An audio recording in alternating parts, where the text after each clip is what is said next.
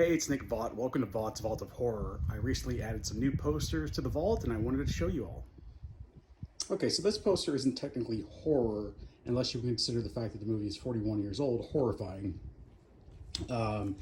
We recently took Jack to see this original The Karate Kid at the L1 Draft House in downtown LA, and he really enjoyed it.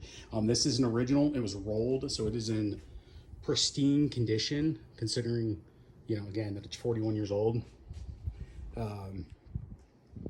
And it's got the little serial number down here. This is one of Mackenzie's favorites, so when I saw it, I had to grab it. Okay, so this movie isn't technically horror, but it is bizarre. I mean, for starters, there's a scene in this movie where there are duck boobs. I mean, seriously, it cuts to a duck in a bath, and it's got their boobs out. Like, what was that production meeting like? Like, oh, we need some duck boobs and Howard the Duck. Also, that almost sex scene with Leah Thompson, again, just very weird. Poor Leah Thompson had this weird almost sex scene, and then also the almost weird sex scene with her character's son in Back to the Future. I mean, I know the 80s were a little off kilter, but seriously.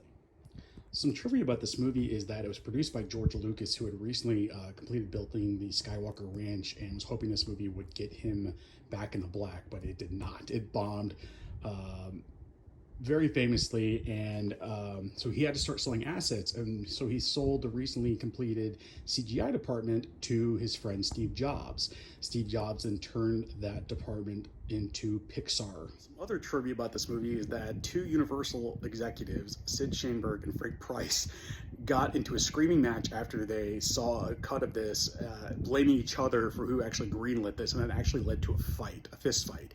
And that got me thinking, that would be an amazing reality show. I know everyone that I know who works in this business, both on the West and East Coast, would love to watch a reality show where film and TV execs fight each other. Maybe not so much in the Midwest and the South, but the coast would eat that stuff up. So now we have a Scream 6 poster, the most recent Scream movie that came out a couple years ago.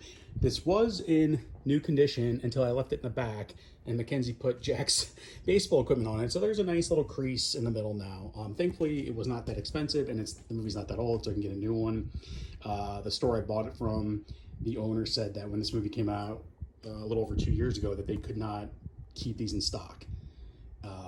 Now I guess kind of the heat's worn off before the 7th movie next year, so it was a little easier to get. And I was kind of surprised, since this was the 6th film and people were so into wanting this poster, but the way I look at it is this was probably a lot of people's first franchise, because this started in 1996, and I would say the last big franchise to launch before that was probably Child's Play in 1988. I mean, you had stuff like Leprechaun in between there, but which had a ton of sequels, but it wasn't really, that big. So I think for a lot of people, they grew up with these movies, and now they're in their 20s, 30s, and 40s, and so it holds a very special meaning for them. So I was glad to be able to get a hold of this one. That's it for me for this episode. As always, thanks for watching. Until next time.